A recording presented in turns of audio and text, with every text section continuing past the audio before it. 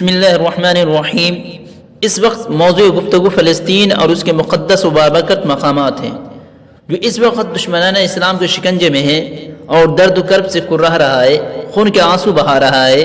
اس کے باشندے اپنی معصوم جانوں کے نذرانے پیش کر رہے ہیں، ہر طرف آگ ہی آگ، زخم ہی زخم، کوئی اس کے زخموں پر مرہم کرنے والا نہیں ہے، دو بول تسلی کے کوئی کہنے کو تیار نہیں۔ مزید برآں یہ کہ عالم عرب خاموش تماشائی بنا ہوا ہے۔ سب سے پہلے بیت المقدس سے متعلق گفتگو کی جاتی ہے کیونکہ ہمارے ملک ہندوستان کا عام طبقہ، خاص طور پر نئی نسل، اس سے اور اس کی جائے وقوع سے پوری طرح واقف نہیں اور نہیں اس کے مقام و مرتبے سے روشناس ہے۔ ضرورت اس بات کی ہے کہ مسئلہ فلسطین کو مسلم قوم کا ہر فرد اپنا مسئلہ سمجھے اور اس کو آزاد کرانے کی تمنا اور آرزو اپنے سینے میں رکھے، نیز جذبہ جہاد سے سرشار اور اللہ کے راستے میں مر مٹنے کا عزم و حوصلہ دل میں معجزن رہے۔ سرزمین فلسطین ملائکہ کی جائے نزول رہی ہے، بکثرت انبیاء وہاں مبعوث ہوئے، نہ جانے کتنے انبیاء نے وہاں کی زیارت کی اور وہیں مدفون ہوئے۔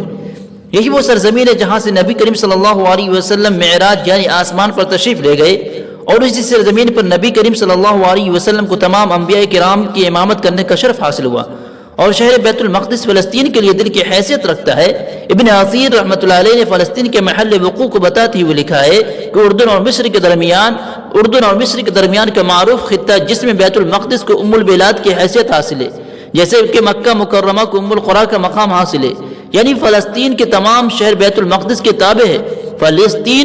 فلسطین میں اس شہر کو مثل کوئی شہر نہیں ہے۔ ایک حدیث شریف میں بیت المقدس کو عرض محشر و منشر یعنی حشر و نشر کی جگہ بتایا گیا ہے۔ حضرت میمونہ رضی اللہ عنہ سے مروی ہے، انہوں نے حضور صلی اللہ علیہ وسلم سے دریافت کیا، یا اللہ کے رسول صلی اللہ علیہ وسلم ہمیں بتائیے کہ بیت المقدس کے کیا مقام و مرتبہ ہے۔ آپ صلی اللہ علیہ وسلم نے فرمایا ارض المحشر والمنشر، کہ وہ حشر و نشر کی سرزمین ہے۔ نیز اسی سرزمین میں بیت المقدس کے پاس شہر لدہ میں حضرت عیسیٰ علیہ السلام کے ہاتھ دجال کا خاتمہ ہوگا۔ اللہ تعالیٰ نے بیت المقدس کو ایک خاص مقام عطا کیا ہے۔ ایک تو یہ کہ یہ بڑا ہی سرسبز و شاداب نہر باغات، ہر طرح کے پھل میوے یہاں موجود ہے۔ دوسرے یہ کہ بکثرت انبیاء یہاں مبعوث ہوئے، مثلا حضرت داؤد علیہ السلام، حضرت سلیمان علیہ السلام، حضرت عیسیٰ علیہ السلام وغیرہ کئی انبیاء یہاں ہجرت کر کے آئے، جیسے حضرت ابراہیم علیہ السلام، حضرت لوط علیہ السلام، حضرت موسیٰ علیہ السلام وغیرہ، اور متعدد انبیاء یہاں مدفون بھی ہوئے۔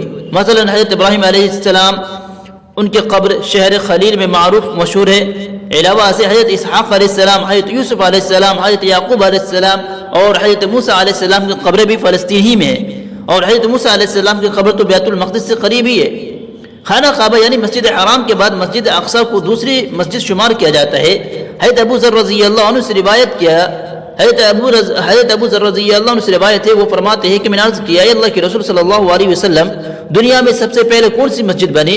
آپ صلی اللہ علیہ وسلم نے ارشاد فرمایا مسجد حرام۔ میں نے عرض کیا پھر کون سی؟ آپ صلی اللہ علیہ وسلم نے فرمایا مسجد اقصیٰ۔ میں نے دریافت کیا ان دونوں کی تعمیر میں کتنی مدت کا فرق ہے؟ نبی صلی اللہ علیہ وسلم نے فرمایا 40 سال کا۔